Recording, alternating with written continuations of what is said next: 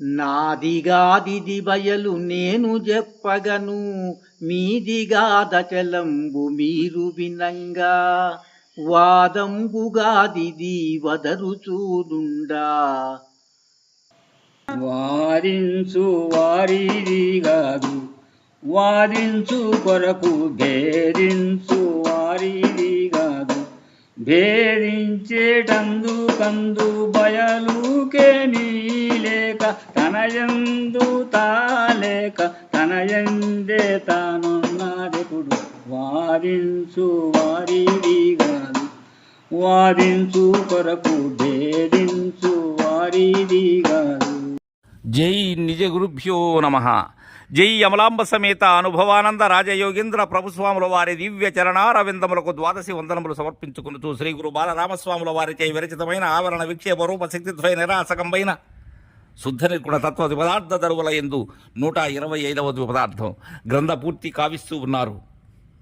గురు శిష్యులు ఇరువురు లేని వారలయ్యారని, ఇది ఎవరైతే విన్నటువంటి వారలు, చరణం లేకుండా కన్నటువంటి వారలు, మక్కువతో విన్నటువంటి వారలు లేని వారలయ్యారని, ఇది వ్రాసినటువంటి బాలరామ పండితులు ఆ నిలచి ఉన్న బయలులో తెలియకుండానే పోయారని తెలియజేసి, శిష్య అయ్యలారా, నాదిగా అది బయలు నేను చెప్పగను, మీదిగాద చలంబు మీరు వినంగా.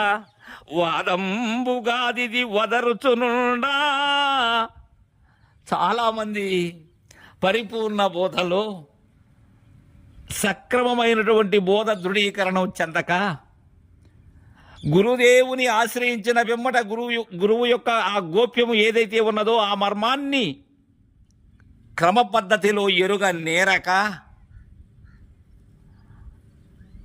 మిడిమిడి జ్ఞానములతో కేవలము పరిపూర్ణము ఉన్నది ఎరుక లేనిది అనేటువంటి ఒకే ఒక మాటను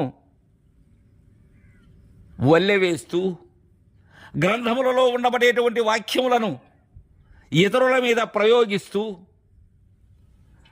మాకు మాత్రమే తెలుసు, మా గురువు మాకు మాత్రమే తెలియజేశారు, మీకెవ్వరికీ తెలియదు అనేటువంటి ప్రగల్భ వాక్యములతో వాదం, నిరంతర వాదం, వ్యర్థవాదం. మిమ్మల్ని ఆ ప్రశ్న అడుగుతున్నాను, దీనికి చెప్పండి, మీకు అది తెలుసా చెప్పండి. ఇలాంటి వ్యర్థమైనటువంటి తలంపులతో ఉండేటువంటి వారికి బాలరామ పండితులు సరైనటువంటి విధానాన్ని అందజేస్తూ ఉన్నారు. వాదంబుగాదిది వదరుచునుండా. వదరేందుకు వాదమా ఇది? ఇది గురు శిష్య న్యాయం, ఇది గురు గోప్యం, ఇది గురు కరుణ. ఈ ఉత్తబట్ట బయలు తప్ప ఏమీ లేదు అనబడేటువంటి దృఢవాక్యాన్ని శిష్యునికి అందజేసేందుకై, శిష్యునిలో ఉన్న భ్రాంతిని రహితం చేసేందుకై ఆ గురు శిష్యుల నడుమ జరిగినటువంటిదే కానీ మరేమీ కాదిది.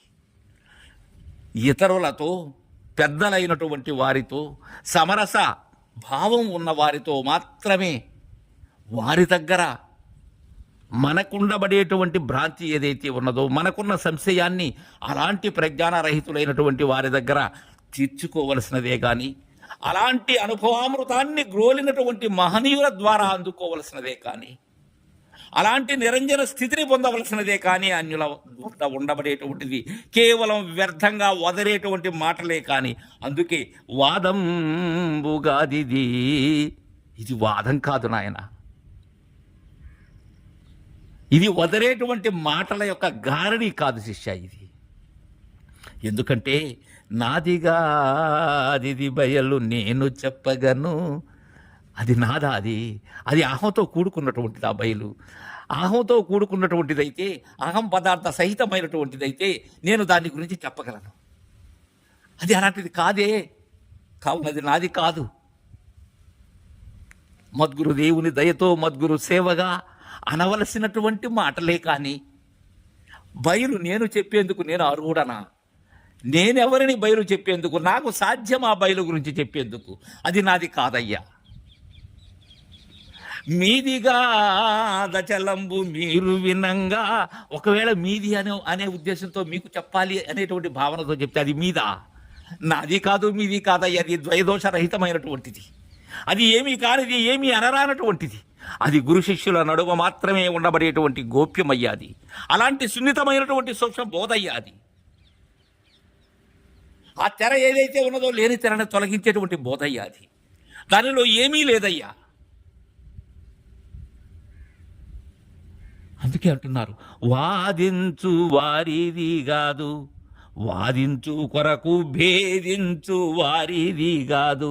ఇది వాదించేటువంటి వారిది ఏనాడు కాదు. ఎందుకని? మాట లేనటువంటిది, మాటలు మీరినటువంటిది, మాట కానటువంటిది బట్టబయలు. కాబట్టి అది వాదించే వారిది కాదు, వారి దగ్గర లేదు లేదు లేదు.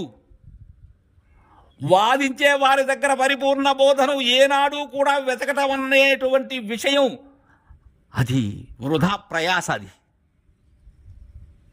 ఇది వాదించేటువంటి వారిది కాదు.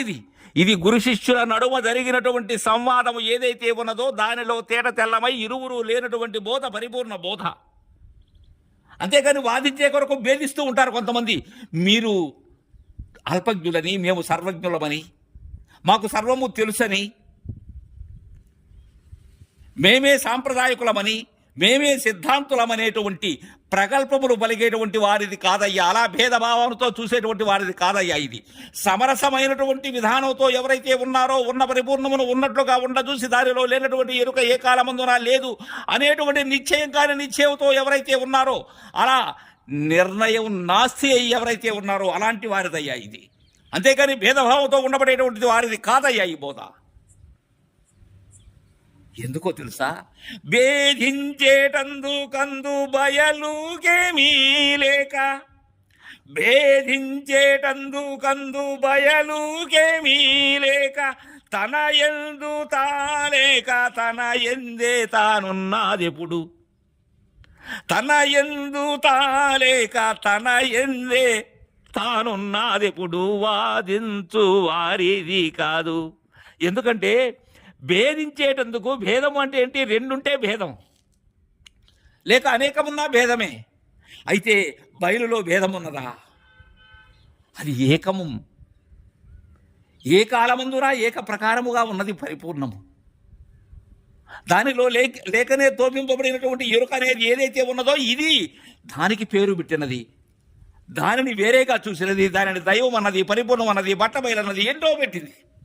అయితే బయలులో ఏమీ లేవయ్యా. భేదించేందుకు అందు ఏమీ లేదు. అయితే పరిపూర్ణము తన యందు తాలేక ఉన్నది. అయితే ఎలా ఉన్నది? తన యందే తానున్నది. ఇప్పుడు దేని యందు? గురుస్వరూపము యందు. ఇక్కడ తన యందే అంటే అది గురు మరుగది ఉన్నది. అది పరిపూర్ణము వలె ఉన్నది, వేరే దాని వలె కాదు. అయితే ఎలా ఉన్నది? ఏమీ లేక ఉన్నది. ఈ ఉత్తబట్ట బయలు తప్ప ఏమీ లేదు. ఈ ఉత్తబట్ట బయలులో ఏమీ లేదు.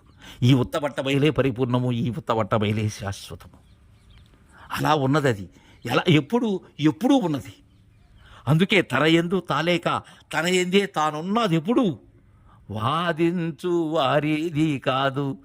బాలరామ పండితుల వారు ఎంత స్పష్టమైనటువంటి తీర్పు గ్రంథ పూర్తి ద్వారా గావిస్తున్నారంటే ఇది వాదించే వారిది కాదయ్యా.